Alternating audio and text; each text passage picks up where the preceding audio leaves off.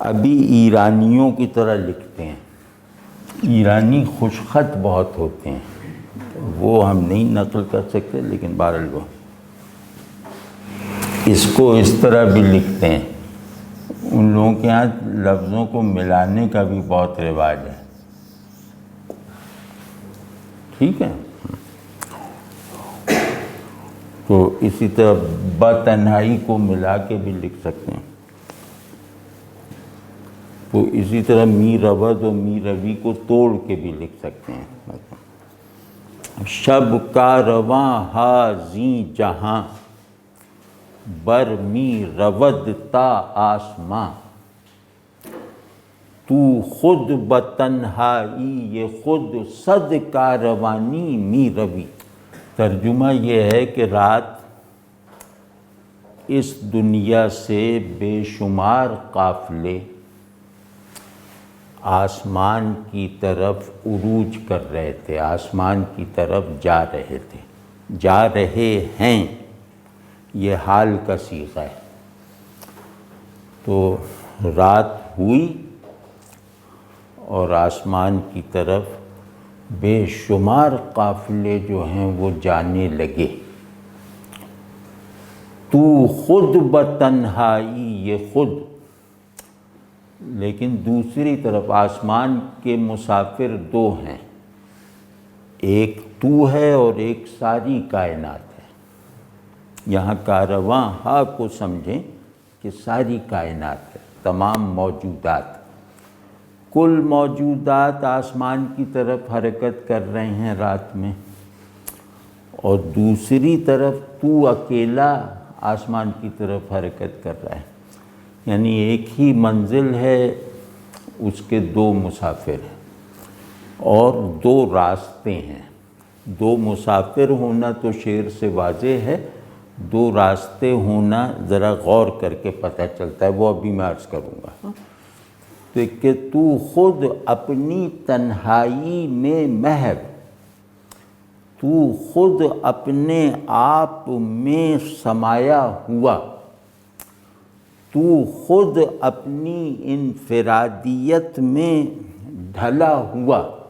یہاں تنہائی کا مطلب انفرادیت بھی ہے، یعنی اکیلا.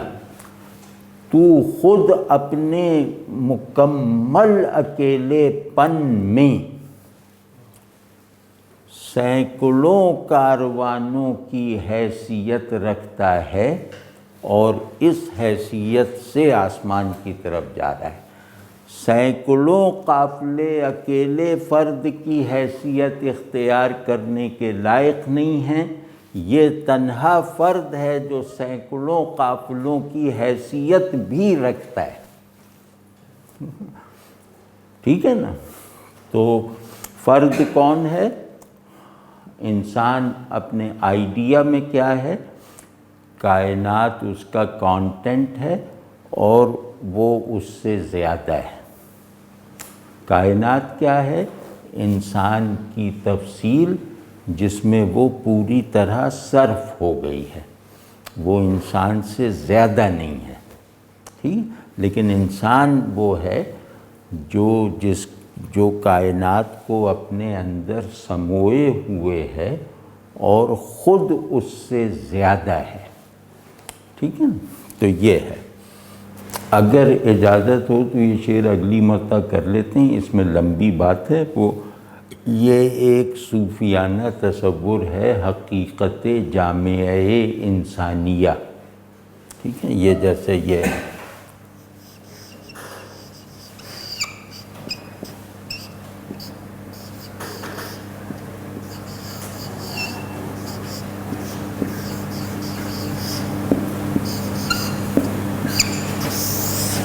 یہ اس کا بیان ہے.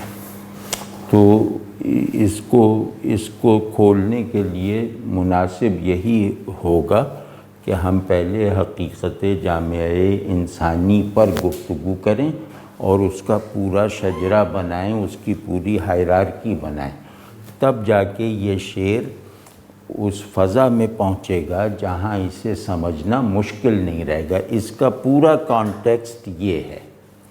لیکن یہ اب اگر میں اختصار سے کروں گا تو اس میں خود میری تسکین نہیں ہوگی، تو اس کو ذرا سا وہ خوب تفصیل سے دیکھ کے پھر اس شعر کی شرح کرنا جو ہے وہ لگے گا کہ غیر ضروری ہے، مطلب یہ اتنا کھل جائے گا یہ شعر۔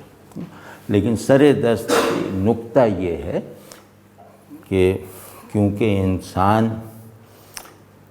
انسان اللہ کی ماورائے ظہور صفتوں کا بھی مظہر ہے، کائنات جو ہے وہ صرف نظام ظہور کے مظاہر کا مجموعہ ہے، تو اس وجہ سے اب انسان اپنی حقیقت کا ظرف بن کے اپنی حقیقت کے ساتھ خود کو فعال کر کے جب الوہی اللہ سے نسبتوں کے غیر متناہی مراحل طے کرتا ہے، تو اس کا یہ سفر کائنات کے جبری سفر سے ممتاز ہے۔ یعنی یہ پورا نظام وجود اس طرح ہے کہ یہ پورا نظام، اب اس پورا نظام جس نظام حرکت پر مبنی ہے، وہ حرکت ہے اللہ کی طرف حرکت، وہ حرکت ہے ٹرانسینڈنس کی طرف چلنا، ٹھیک ہے نا؟ تو اس حرکت میں صرف انسان ہے جو ماورائے ظہور سطحوں تک سفر کرنے کا سامان رکھتا ہے، ورنہ ساری کائنات اللہ تبارک و تعالیٰ کی کچھ صفات کی منزل پر ٹھہر جاتی ہے۔ یہ انسان ہے جو صفات کی منازل کو طے کرتے ہوئے ذات کو اپنا ایک عملی مقصود اور حالی مطلوب اور قابل رسائی منزل بنا سکتا ہے۔ اب قابل رسائی منزل قابل اعتراض ہے، تو یوں کہہ لیں کہ ایک اس منزل کی طرف یکسوئی کا حال اور شعور کنٹین کر سکتا ہے۔ کائنات میں ذات کو منزل بنا لینے کا شعور اور اس منزل کی طرف احوالی اور وجودی یکسوئی کا سامان نہیں رکھا گیا، اس لیے کہ ان کی حرکت جبری ہے، اور انسان میں رکھا گیا ہے کیونکہ اس کی حرکت اللہ اختیاری ہے، شعوری ہے۔ تو جو بھی وجودی حال شعور میں ریکگنائزیبل ہوگا، جو حال وجود اور شعور دونوں میں مشترک ہوگا، وہاں اس وجود اور شعور کے حامل کا اختیار خود بخود ثابت ہو جاتا ہے۔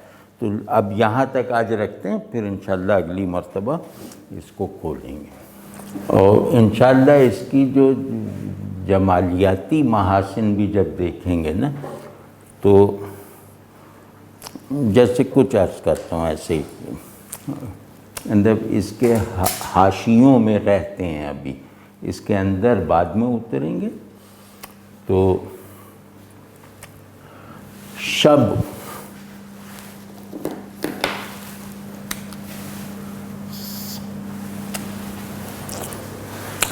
استعارہ ہے، علامت ہے۔ رات کہتے ہیں جہاں روشنی کا سارا نظام آسمانی ہو جائے، جہاں روشنی صرف آسمان پہ پائی جائے۔ نمبر 1 یہ پہلو رکھیں تاکہ یہ میروت تا آسماں یہ واضح ہو جائے، کیونکہ موجود ہونا روشنی سے نسبت رکھے بغیر ممکن نہیں ہے۔ تو زمین پر رات چھا جاتی ہے تو زمین کے موجودات آسمان کی روشنی سے اپنی نسبت استوار کرنے والی حرکت کرتے ہیں، ٹھیک ہے نا؟ یعنی یہ شب محض برائے لفظ نہیں آیا ہے۔ ایک تو یہ مطلب اس کا ذہن میں ہو، دوسرا مطلب یہ ہے کہ شب وقت اخفا ہے، یہ اخفا کا ماحول ہے، چھپاؤ کا ماحول۔ کیونکہ رات کا اوریجنل کانٹینٹ اندھیرا ہے، ٹھیک ہے.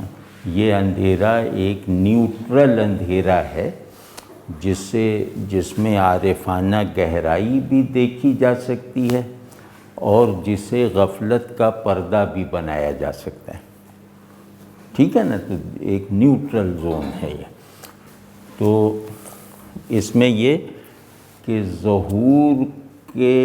ظہور کا مرتبہ دن میں ایگزاسٹ ہوتا ہے، تو ہر نئے دن میں ظہور کا ایک مرحلہ طے ہوتا ہے، اس کے بعد آنے والی رات اس ظہور سے ماوراء کسی اخفاء کی طرف متوجہ کرتی ہے، ٹھیک ہے.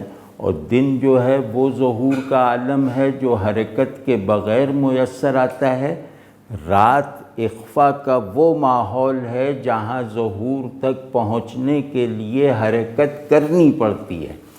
تو رات طلب ظہور ہے اور دن جو ہے وہ کیفیت ظہور ہے، ٹھیک. تو جو ظہور طلب میں ہے وہی کامل ہے، جو ظہور حاصل ہے وہ ناقص ہے، ٹھیک ہے نا. تو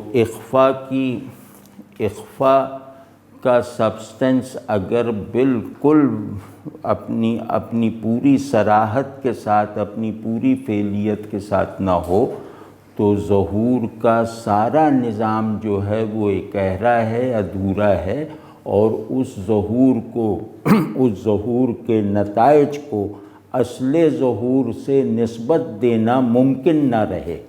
کیونکہ چیزیں بالکل ظاہر ہو جائیں تو ان کا بالکل ظاہر ہو جانا اس طرف متوجہ نہیں ہونے دیتا کہ ہم اس بالکل ظاہر ظہور کی چھپی ہوئی علت کو دریافت کریں. تو رات ہے جو ہمیں یعنی دن صورت کی طرف متوجہ رکھتا ہے، رات حقیقت کی طرف میلان اور کشش پیدا کرتی ہے، ٹھیک. حقیقت جو چھپی ہوئی ہے، صورت جو اظہار محض ہے، ٹھیک ہے نا. تو پھر شب کی ایک تلمیحی رعایت بھی ہے، وہ یہ کہ یہاں عروج دکھایا جا رہا ہے نا، میروت تا آسماں. تو یہاں شب معراج کی شب کے شجرے سے نکلی ہے، یعنی شب معراج جو ہے وہ اس کا اوریجن اور سورس ہے.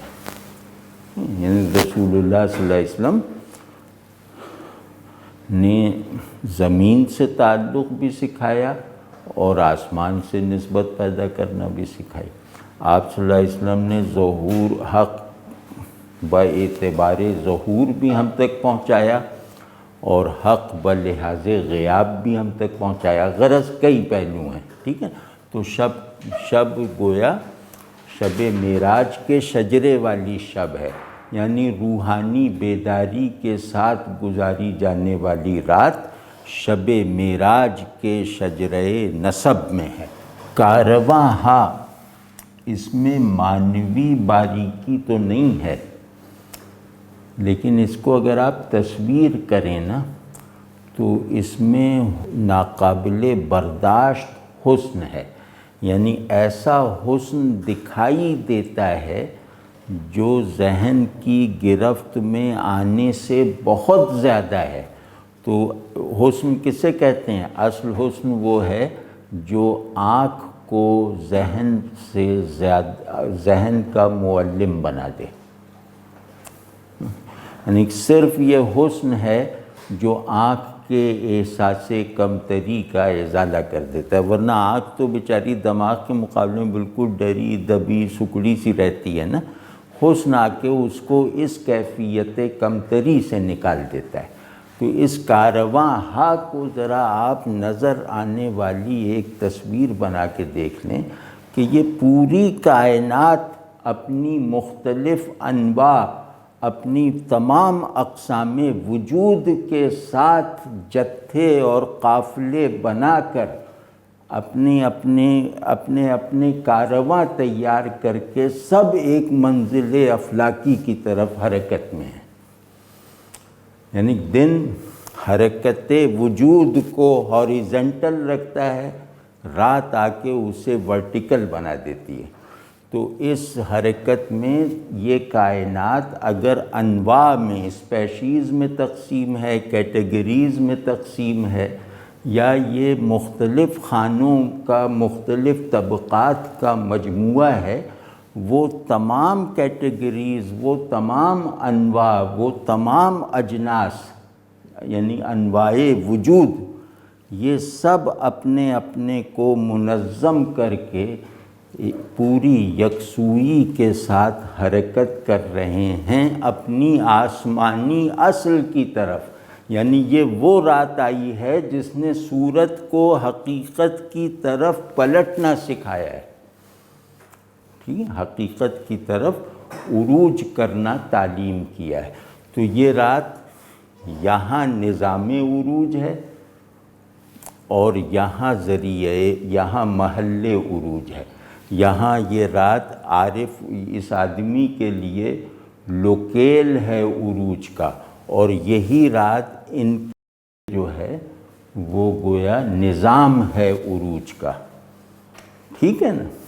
تو یعنی رات کسے کہتے ہیں؟ جس میں زمین اور آسمان کے بیچ والا فاصلہ غائب ہو جاتا ہے۔ دن میں فاصلہ ظاہر ہو جاتا ہے، رات میں غائب ہو جاتا ہے۔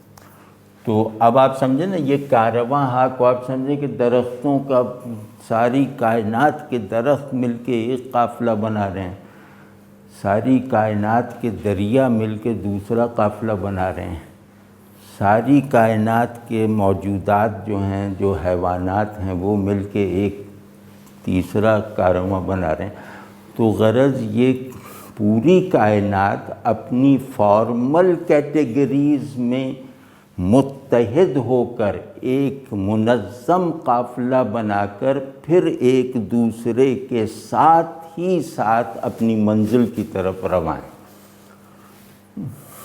تو کبھی غور کیجئے کہ پوری کائنات میں ایک پرواز کا نظام چل پڑا ہے۔ اب اس کو تصویر کیجئے تو آپ یعنی ذہن کائنات میں پرواز کی ارج کے نتائج کو اتنا نہیں سمجھ سکتا جتنا اسے امیج کر لینے کے نتیجے میں آنکھ دیکھ سکتی ہے۔ جہاں دیکھنا سمجھنے سے بڑھ جائے وہ سچویشن حسن کی ہے، وہ سچویشن حق کی ہے۔ یعنی حق اور جمال دو سچویشنز بناتے ہیں جن میں دونوں میں دیکھنا سمجھنے سے زیادہ سگنیفیکنٹ ہوتا ہے۔ اور یہ فریز کمال کا ہے، تو خود بتنہائی، یہ خود، اس کی آواز بھی بہت اچھی ہے، اس کی کنسٹرکشن بھی بہت اچھی ہے۔ یہاں خود 2 مرتبہ آیا ہے نا، تو یہ دونوں مرتبہ میں یہ سیلف ہوڈ کے 2 درجات کا مجموعہ ہے۔ یعنی یہ والا جو خود ہے یہ فنکشنل خود ہے، یہ خود آئیڈیل یا ریئل سیلف ہے۔ تو یعنی تیری ریئلٹی اور تیری فنکشنیلٹی ایک ہو گئی ہے۔ انسان کون ہے جس کی ریئلٹی اور فنکشنیلٹی ایک ہونے کا امکان رکھتی ہے، یا جس کی ذمہ داری ہے کہ وہ اسے ایک کر کے دکھائے؟ تو یہ 2 مرتبہ خود لانے سے انہوں نے، یہ میرا ایکچوئلائزڈ سیلف ہے، یہ میرا آئیڈیل سیلف ہے۔ غرض کئی طرح سے دیکھ لیں، یہ میرا زمینی وجود ہے، یہ میرا آسمانی وجود ہے۔ تو زمین اور آسمان اپنے فاصلے کو آفاق میں ختم نہیں کرتی، انفس میں ختم کرتے ہیں۔ تو زمین و آسمان کا فاصلہ رات چھپاتی ہے، آدمی اسے ختم کر دیتا ہے اپنے اندر جذب کر کے۔ یہ کائنات جیسے ہی آدمی میں جذب ہوتی ہے ویسے ہی اپنی کثرت سے دستبردار ہوتی ہے، ٹھیک ہے نا۔ تو اسی وجہ سے وحدت وجودی کا ظرف مجھ سے باہر نہیں ہے، میرے اندر ہے۔ یعنی چیزیں اپنی وحدت کی تشکیل کے لیے، اپنی وحدت کے قیام کے لیے، اپنی وحدت میں ڈھلنے کے لیے محتاج ہیں کہ وہ ہیومن پرسیپشن کا حصہ بنے. ٹھیک ہے نا؟ تو یہ وہ آدمی ہے کہ جس کی تنہائی خود اس کی وحدت اصلی سے بنی ہے، اور جس کی انفرادیت اور جس کی شدت وحدت جو ہے وہ کائنات کی کثرت کا ازالہ کر کے اسے بھی اسی وحدت میں سمو دیتی ہے جس وحدت کے آئیڈیل کو اس نے اپنے لیے فنکشنل اور ایکچولائز کر رکھا ہے. سمجھیں نا؟ بس یہ ہے. اور صد کاروانی، اب اس میں دو معنی نکل سکتے ہیں. ایک تو یہ کہ یہ یا جو ہے یہ ای ہے، یعنی تو ہے. ٹھیک ہے؟ یا کا ایک اور استعمال تھا، وہ یہ تھا کہ وہ تو کا صیغہ بناتی، جیسے میں چلتا ہوں، وہ چلتا ہے. اس طرح فارسی میں یہ کہ تو چلتا ہے، تو جا رہا ہے، می روی، میں جا رہا ہوں، می روم. ٹھیک ہے؟ تو یہ ای ہے، یہ صد کا. اگر یہ ای ہے تو اس کا مطلب ہے کہ تو خود ہزارہا کاروان ہے. ٹھیک ہے؟ اور ایک یہ جو ہے یہ تشبیہی ہے. ٹھیک ہے؟ نسبتی ہے. وہ کیا ہے کہ تو سینکڑوں کاروانوں کی طرح جا رہا ہے. ٹھیک ہے نا؟ تو سینکڑوں کاروان بن کر جا رہا ہے، تو سینکڑوں کاروانوں کی طرح جا رہا ہے.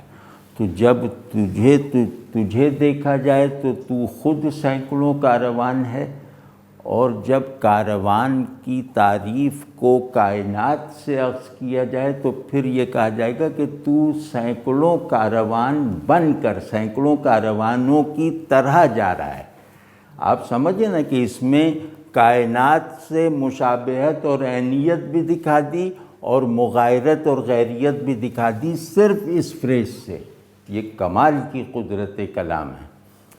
آپ سمجھ گئے نا کہ صد کاروانی می روی، یعنی تو یہ جتنے کاروان جا رہے ہیں تیرے باہر، تو بھی اسی طرح اتنے ہی کاروانوں کا حقیقی ورژن بن کے جا رہا ہے. یہ اپنے یہ کاروانوں کا اعتباری اور عارضی ورژن ہے. تو کاروان کا حقیقی ورژن بن کر انہی کی فارمز میں چلا جا رہا ہے. واضح ہے نا؟ اور ایک یہ کہ یہ کائنات جو ہے وہ جس طرح یہ ہزاروں کا قافلوں کا مجموعہ ہے، اسی طرح تو اپنی ذات میں ہزاروں کاروانوں کی وحدت کا فعال نقطہ ہے. کائنات اپنے کاروانوں کے مجموعے کی حیثیت رکھتی ہے، تو ان تمام کاروانوں کا مزید انفسی قافلوں کے ساتھ کنٹینر ہے، ظرف ہے، اور کائناتی کاروانوں اور انفسی قافلوں دونوں کو اپنے اندر اس طرح سموئے ہوئے ہے کہ تیرا انفس اور آفاق سے زیادہ ہونا واضح رہتا ہے. یہ ہے. تو شعر واضح ہو گیا نا کہ سب چیزیں، مطلب ہم اپنی جن اصطلاحوں سے مانوس ہیں اس میں کہتے ہیں کہ سب چیزیں اللہ کی طرف سفر میں ہیں، کیونکہ وجود دو طرفہ حرکت کا نام ہے.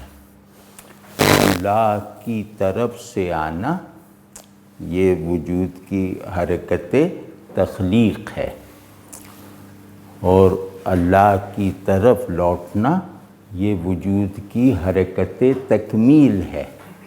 بس وجود ان دو حرکتوں کا مجموعہ ہے، اور موجود ہونے کی کوئی فارم، کوئی سچویشن ان دو حرکتوں سے خالی نہیں ہے. ہر چیز اللہ کی پیدا کی ہوئی ہے، ہر چیز پیدا ہونے کے بعد اللہ کی طرف رخ کیے ہوئے متحرک ہے، ٹھیک ہے نا؟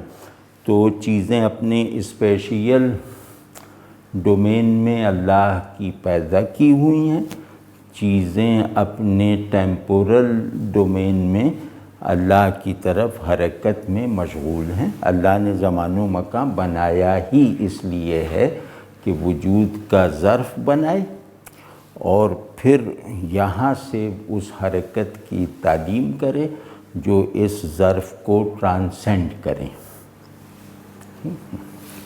تو اب یہ جو حرکت تقدیری ہے وجود کی، یہ دو طرفہ حرکت، تو اس میں اس کی آخری طرف یعنی کہ سیکنڈری حرکت دکھا رہے ہیں جو اصلی حرکت ہے، وہ یہ کہ پہلی حرکت نے تجھے حقیقت سے صورت بنایا، دوسری حرکت تجھے صورت سے حقیقت بناتی ہے، ٹھیک ہے؟ اب یہ دائرہ مکمل ہو گیا ہے نا؟ کہہ رہے ہیں کہ کائنات بھی ظاہر ہے اس نظام وجود کی پابند ہے شعور کے بغیر، یعنی وجود میں کمال ہو، ایسا کمال بھی ہوتا ہے جو اس کے شعور کے بغیر ہو، اور وجود میں ایسا کمال بھی ہوتا ہے جو موجود کے شعور کے ساتھ ہو، ٹھیک ہے نا؟ تو اب اس فرق کے ساتھ کہہ رہے ہیں کہ کائنات بھی اسی حرکت وجود میں اپنے شعور اور اختیار کے بغیر چل رہی ہے، کیونکہ یہ حرکت اس میں بلٹ ان ہے، ٹھیک ہے؟ یہ آسمان کے سوا کہیں جا ہی نہیں سکتی، جیسے ہم سب مجبور ہیں کہ ہم آسمان کے سوا کہیں سے آ ہی نہیں سکتے، لیکن فرق اب پیدا ہوتا ہے کہ ہم آسمان کے سوا کہیں جا ہی نہیں سکتے، یہ جملہ نہیں کہا جا سکتا، یہ کہ اب ہم آسمان کے سوا بھی کہیں جا سکتے ہیں، لیکن یہ کہ حکم یہ ہے کہ آسمان کی طرف جاؤ، ٹھیک ہے؟ تو خلق میں مجبور ہیں، امر میں انسان مختار ہے۔ تو کائنات اور انسان میں فرق یہ ہے کہ وہ کائنات خلق و امر دونوں میں مجبور ہے، انسان خلق میں مجبور اور امر یعنی حکم میں مختار ہے، ٹھیک ہے نا؟ تو اب یہ کہہ رہے ہیں کہ کیا منظر ہے کہ ساری کائنات جو ہے وہ جیسے طرح طرح کے پرندوں کی طرح آسمان کی طرف منہ کر کے سیدھی پرواز کر رہی ہے۔ تو اس منظر کی حرکت تجھے دیکھ کر، اس منظر میں سے پیدا ہونے والی حیرت تجھے دیکھ کر زائل ہوتی ہے، وہ یہ کہ یہ حرکت جبری ہے، تو گویا اپنے پورے اختیار کے ساتھ آسمان کی طرف جا رہا ہے، اور تیری حرکت کی منزل بھی جبری حرکت کی منزل سے ماورا ہے، اور تیری حرکت کی رفتار بھی کائنات کی جبری حرکت کی رفتار سے بہت تیز ہے۔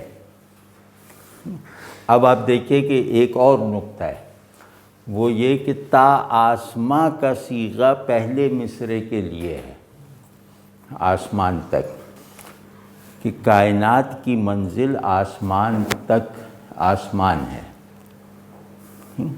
کہ سب کائنات رات آئی اور آسمان کی طرف اڑنے لگی، ٹھیک ہے؟ لیکن تیری منزل آسمان سے بھی پیچھے ہے، یہاں تا آسماں یہاں تک، یہاں کے لیے نہیں ہے، یہاں کے لیے صرف اس کی حیثیت پڑاؤ کی ہے، وہاں منزل کی ہے، ٹھیک ہے نا؟ تو جب آسمان کی ایک روایت یہ ہے کہ آسمان تقدیر کا فاعل ہے، پرانی روایت میں آسمان تقدیری فیصلوں کا ایجنٹ ہے، تو آسمان کو منزل بنانے والے مسافر ہمیشہ مجبور ہوں گے، تو کیونکہ کائنات کی منزل آسمان ہے، کیونکہ کائنات مجبور ہے، آسمان ہی کے نظام کی پابند ہے، کہ گردش افلاک، تو یہ سب اس میں کئی نقطے اور بھی نکالے جا سکتے ہیں، لیکن آج بھائی یہ ہو گیا کہ اس شعر کا جو تکنیکی اور شعری تجزیہ ہے وہ آج ہم نے کر دیا ہے، لیکن یہ شعر تقاضا کرتا ہے کہ اس کو اس کے پرنسپل پرسپیکٹیو میں رکھ کے دیکھا جائے، تو وہ انشاءاللہ موقع ملا تو ہم اگلی مرتبہ اس شعر کو حقیقت جامع انسانیہ کا بیان بتا کر اس کو کھولنے کی کوشش کریں گے۔